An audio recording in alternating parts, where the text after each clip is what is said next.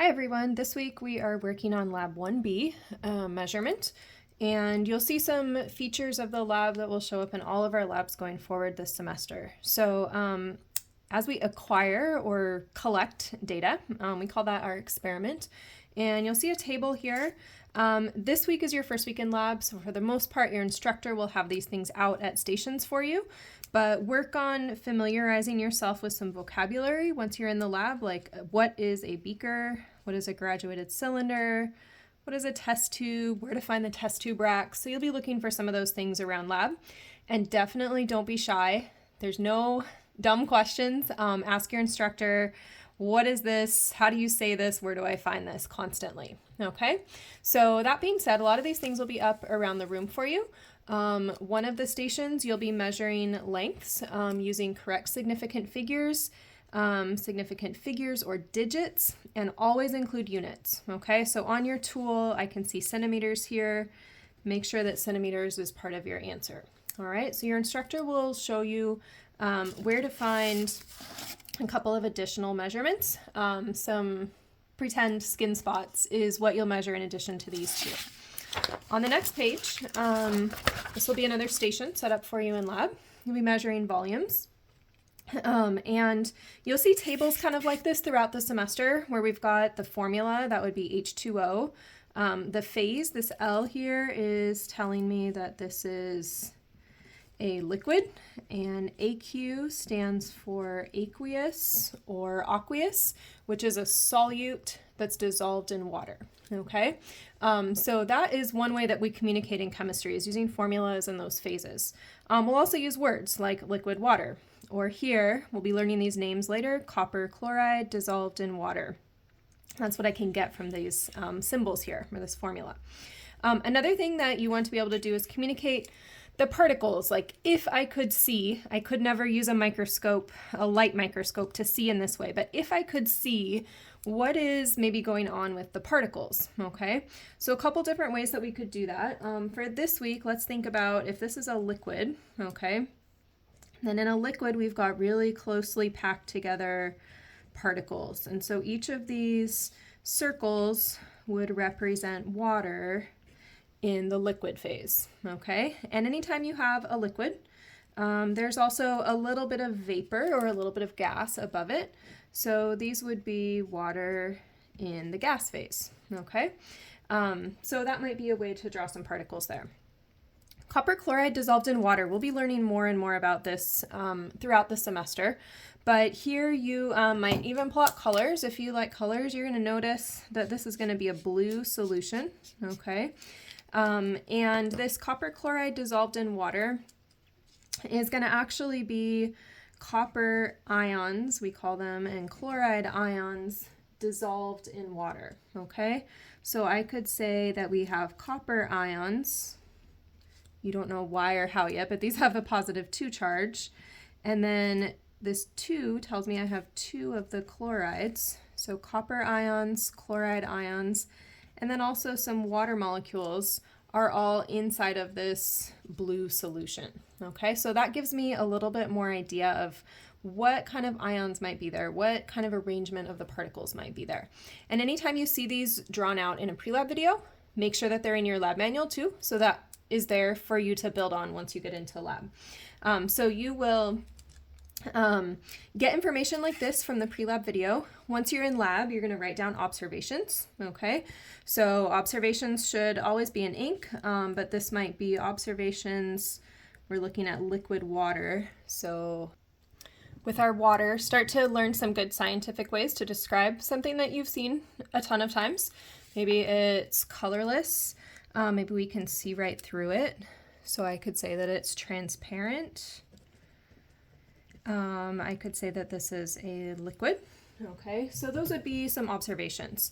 Then you're going to be measuring this. So I just got a random glass here with no markings on it. But in lab, we're always going to have glassware that has markings on it. So this is where you're going to write down a number and then the units. So some kind of number and then the units. And this number we want to make sure has the correct number of significant figures or significant digits like your instructor has told you. So you'll have some beakers of liquid water. to measure, again, always make sure that you've got your number and your units, and then you'll do the same thing with what's called a graduated cylinder here, and you'll have a couple more of those to look at around the lab.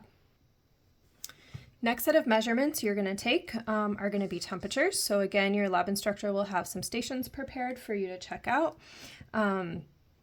You'll have 5 different stations, 1, 2, 3, and then 4 and 5.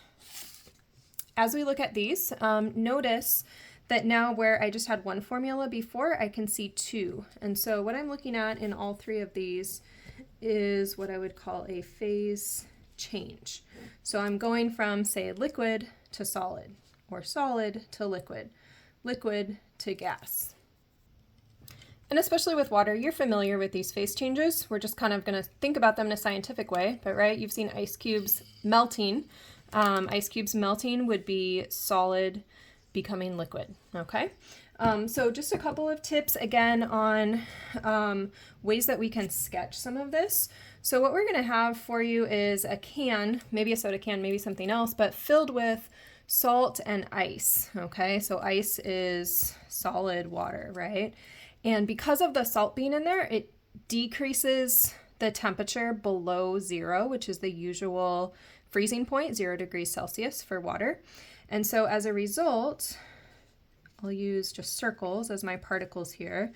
So in the air, we've got water that's a gas.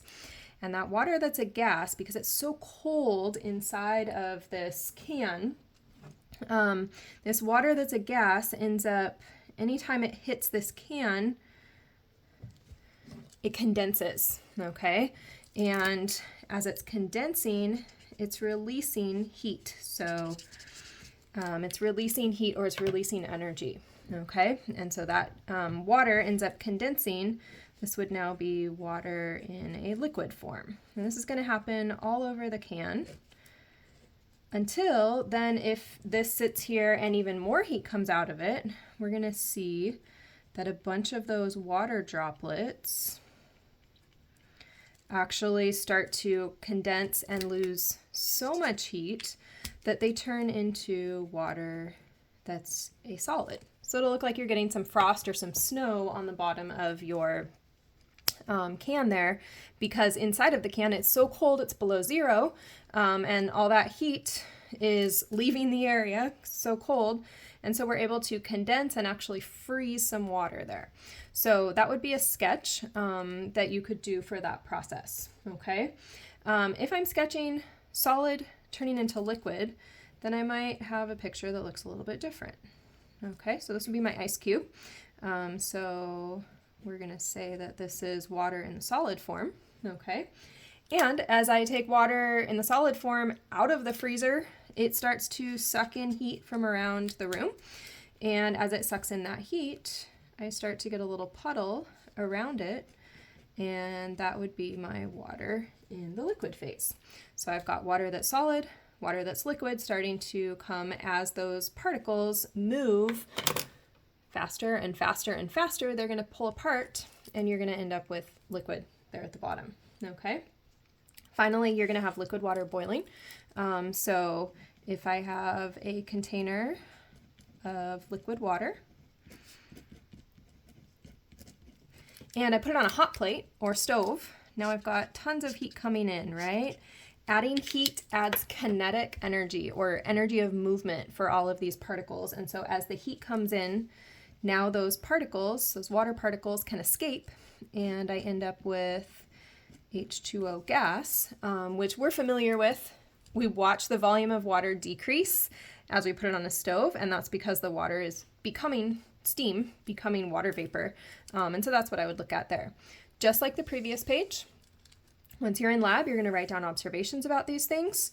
You're going to write down measurements and units, so that's a number, and then whatever the units are. You're going to be measuring in degrees Celsius throughout here, and then you'll check out a couple other stations, okay? Last concept is a really important one that we're going to use throughout the semester, controls, okay?